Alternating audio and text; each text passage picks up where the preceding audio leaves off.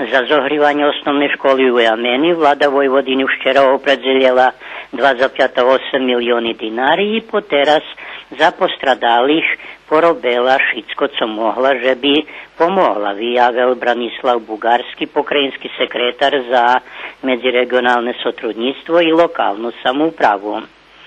Za područnu školu Filip Višnjić u Jameni i jej zohrivanje vlada autonomnej pokrajini Vojvodini opredzeljela 2,8 milióny dinari.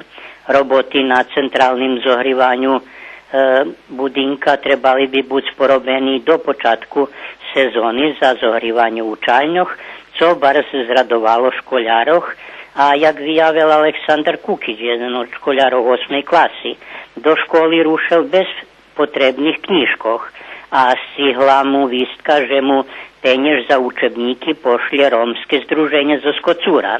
Žitelja Kocura na izdohadnjem už pomogli postradalih zo skavčami, na čim im žitelje Jameni bar spodzekovni.